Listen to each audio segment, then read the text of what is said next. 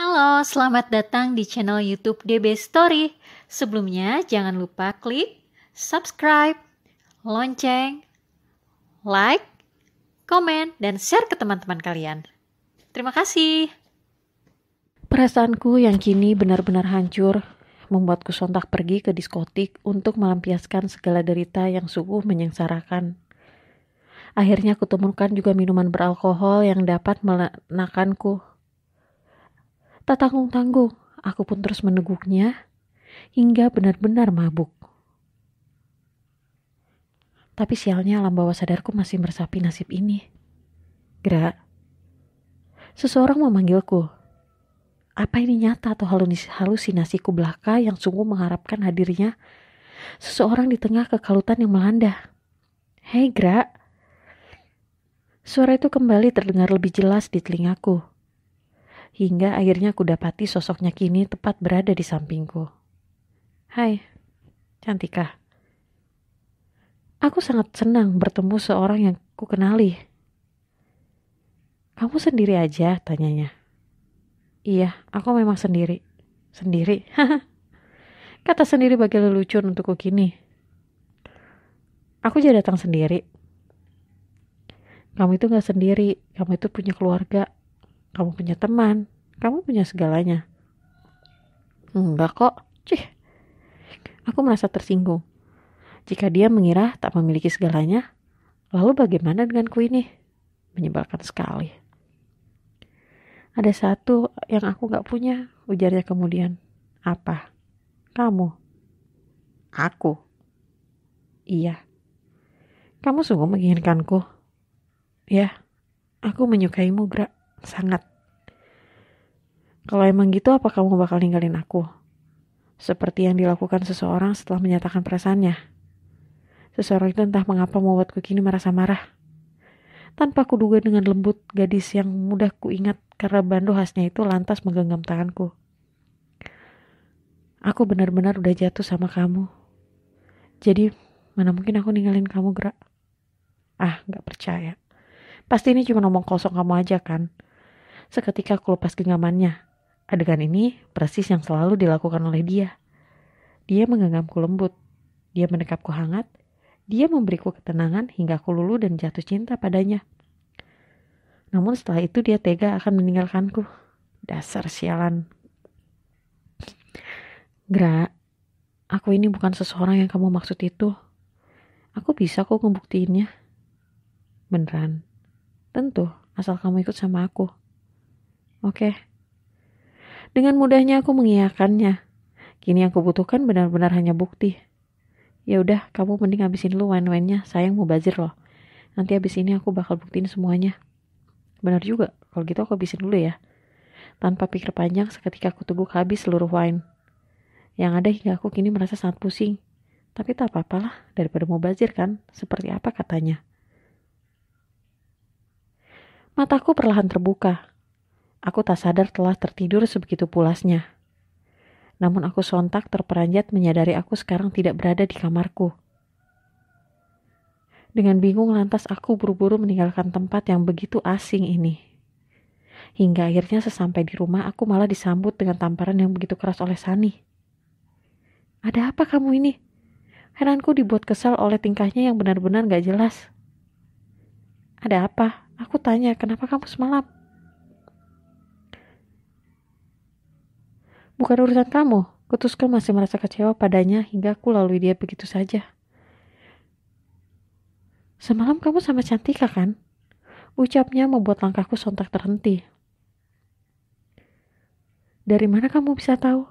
Heranku setelah akhirnya dapat mengingat malam itu ia menemaniku minum. Dari sini. Terang Sani penuh penekanan lantas menunjukkan sebuah video dari handphonenya. Betapa terkejutnya aku saat menyaksikan video syur yang terputar talin adalah aku dan Cantika. Keterlaluan banget ya kamu. Kecam Sani kali ini tak kalah kecewanya sepertiku. San, ini gak seperti yang kamu lihat. Aku kemarin mabuk. Kujelaskan apa yang sebenarnya terjadi. Aku memang dibuat kecewa olehnya, tapi tidak untuk tega menyakitinya seperti ini. Terus ini salah siapa? Salah aku. Salah aku yang harus terinfeksi HIV. Setelah aku yang mengidap kanker, Bukan gitu, ini pasti jebakan Cantika aja. Aku sadar Cantika menaruh dendam padaku setelah aku menolak cintanya mentah-mentah. Udahlah Gra, jangan pikirin aku. Lakuin aja apa yang kamu mau. Lagian sebentar lagi kematian menjemputku kan. Dengan dari air mata, Sani seakan kini telah benar-benar putus asa. Hatiku ikut sedih melihatnya bersedih seperti ini. Harusnya semalam aku tak menuruti egoku dengan lari darinya. Pasti hatinya begitu sakit. Memang aku marah padanya, pada keadaan ini. Tapi bukan berarti rasa cintaku pudar begitu saja.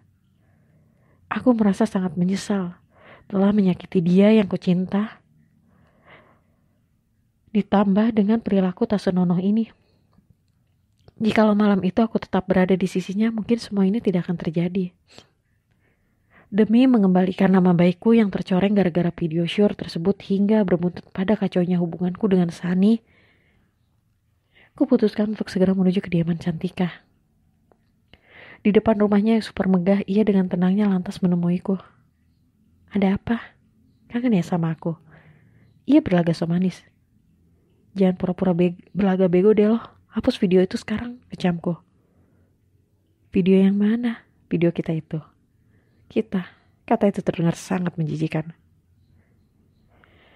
Keadaan gue saat itu lagi mabuk berat, jadi lo gak usah kepedean. Tapi lo juga ngelakuin. Ups. Apa sih yang lo mau? Aku bener-bener muak padanya. Karena gue gak bisa dapetin lo, jadinya yang gue pingin sekarang adalah kehancuran lo. Dengan tegas Cantika berujar. Keterlaluan. Siapa suruh berurusan sama gue? Sebegitu fisiknya dia, lantaran susah diajak kompromi, maka aku berusaha merebut paksa ponselnya untuk menghapus sendiri video yang tak senonoh itu. Namun tanpa kuduga, seketika ia berteriak sangat histeris. Apa yang kamu lakukan? Jangan lecehkan aku, tolong. Ada apa ini? Sisi rumahnya kini Rio menghampiri sumber suara dengan begitu panik. Pi, aku mau dilecehin sama lelaki ini. Cantika benar-benar bermuka dua. Sumpah, saya gak melakukan itu. Ini gak seperti yang dilihat. Aku berusaha keras melakukan pembelaan. Jangan bohong, jelas-jelas kamu tadi mau ngelecehin aku lagi. Lagi? Iya, Pi, sebenarnya dia udah sengaja ngejebak aku sampai aku tidur bersamanya. Maafin aku, Pi. Tapi di sini aku juga korban. Dengan tangisannya Cantika kini terlihat sangat meyakinkan. Itu fitnah. Dia yang menjebak saya. Mana mungkin anak saya melakukannya. Kamu tega ya? Udah puas mencubu aku, sekarang ngebalikin fakta. Nih, lihat aja. Aku punya buktinya. Cantika menunjukkan video itu dan sangat terlihat jelas raut kedua orang tuanya begitu marah. Brengsek. Papinya Cantika naik pitam dan langsung menghajarku. Tapi sebelum aku benar-benar babak belur, Lulu yang ada di sini pun dengan berani langsung menghadang majikannya itu untuk melindungiku. Aku yakin ini semua pasti salah paham. Ini gak sepenuhnya seperti yang dituturkan anak om. Lulu kini menjadi satu-satunya orang yang percaya terhadapku. Lu, aku tahu mungkin kamu kesel karena aku sering minta bantuan sama kamu, tapi gak gini juga cara kamu balas dendam. Harusnya sesama perempuan kamu peduli sama aku yang lagi ditimpa musibah. Cantika sungguh jago berakting. Udahlah, sekarang mending amankan orang mesum ini ke polisi. Seketika aku diseret oleh satpam yang ada di rumah ini. Jangan, Pi, selesaikan saja dengan cara yang lebih damai. Aku gak mau masalah ini semakin besar, aku mohon, ini demi aku, Pi. Cantika begitu memelas hingga papinya itu pun luluh. Beruntung anak saya baik hati sama kamu. Kalau bukan karena dia, kamu pasti akan saya jebloskan ke penjara. Sekarang kamu pergi dan jangan berani ganggu anak saya lagi. Tanpa diminta pun aku akan melakukannya. Aku sudah begitu muak dengan dia dan segala dramanya. Sebelum akhirnya aku benar-benar pergi, Lulu pun seketika menghampiriku dan mengatakan sesuatu yang sungguh kubutuhkan. Aku percaya sama kamu, Bra. Jangan merasa terbebani nih dengan sikapku ini. Anggap aja ini murni sebagai kesaksianku. Iya, terima kasih, Lu. Aku sungguh tak enak hati padanya. Aku menyuruhnya pergi dari hidupku, tapi kini aku seolah membutuhkannya. Membutuhkan kepercayaannya yang teramat berharga bagiku. Buntut dari merebaknya video syur antara aku dan Cantika, Pihak sekolah langsung memanggilku dan tak segan-segan mengeluarkanku secara tidak terhormat. Raut wajah Tante Susan yang mendampingiku tanpa begitu kecewa akan ada yang kini terjadi. Aku begitu merasa bersalah dan malu karena kelakuan tak senonohku itu. Dengan derap langkah yang terasa perih, aku pun akhirnya berjalan pergi meninggalkan sekolah diiringi riuh cemooh yang terdengar sangat memekakan telinga. Namun tiba-tiba Lulu menghampiriku. "Gra, kamu gak bisa pergi begitu saja seperti ini. Seenggaknya kamu buktiin kebenarannya." "Udahlah, gak apa-apa. Lo sendiri yang lebih tahu Cantika dia orangnya selicik apa. Biar aja semesta yang menghukumnya langsung." Aku memilih tak melakukan pembelaan apapun. Kurasa itu hanya akan memperburuk keadaan saja. "Ya sudah, kalau emang itu yang kamu mau, jaga diri kamu baik-baik," ucap Lulu melepasku.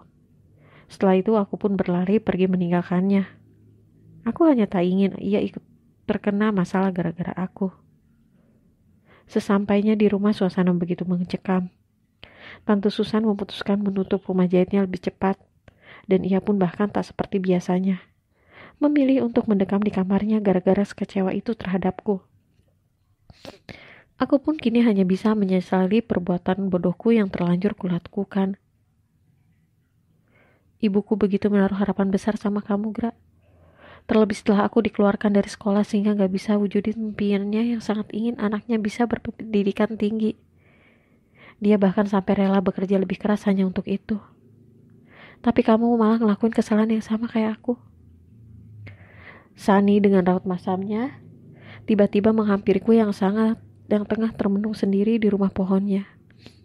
Dan ia mengungkapkan hal yang sebelumnya tak pernah kuduga. Bahwa Tante Susan selama ini menyuruhku sekolah semata-mata bukan karena ia tengah menepati janjinya untuk menebus kebaikan ayahku. Dengan dituntut harus menjaga aku sebagai anak temannya itu. Tapi Tante Susan begitu tulusnya hingga sudah menganggapku sebagai anaknya sendiri. Terus aku harus gimana sekarang, San? Semuanya udah terlambat, Gra. Seandainya aku bisa memutar waktu, aku pasti bakal ngelakuin itu dari dulu dan gak akan pernah juga kulakukan kesalahan tersebut. Tapi nyatanya aku gak bisa ngelakuin hal itu. Waktu terus bergulir sebagaimana mestinya. Dan waktu pun bahkan kini tengah menghitung mundur kematianku.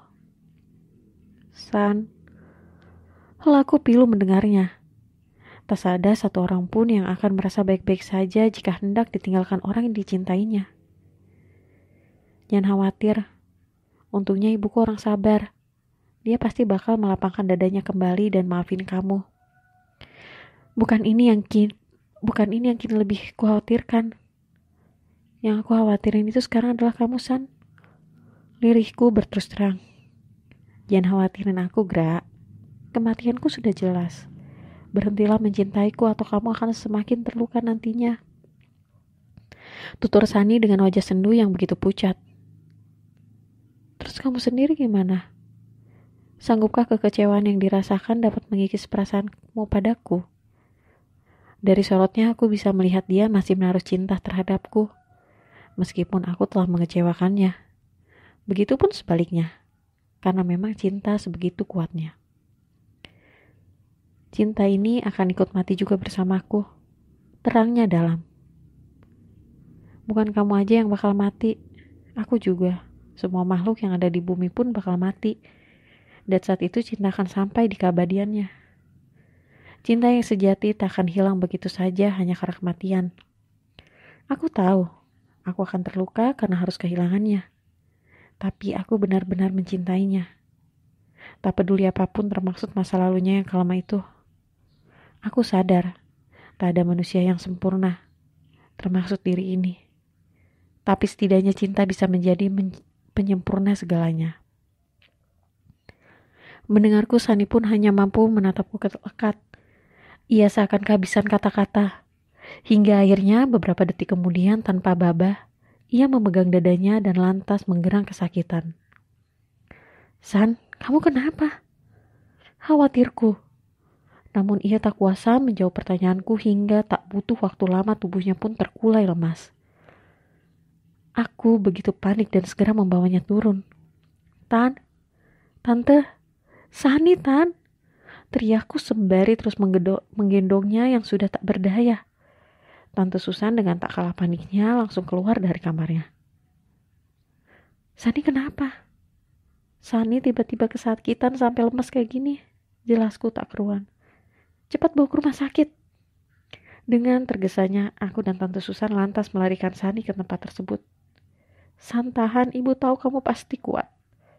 Tante Susan berusaha menyemangati Sani, yang matanya malah semakin bergelayut. Aku tak bisa berkata-kata. Sungguh remuk hati ini melihat dia yang terkasih begitu lemah. Yang bisa kulakukan pun kini hanya terus menggenggam erat tangannya. Namun aku lantas terpaksa harus melepas genggaman ini dan berpisah dengannya.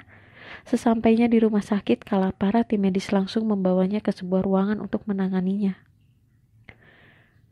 Dengan khawatir aku dan Tante Susan pun hanya bisa berduduk di depan ruang pemeriksaan.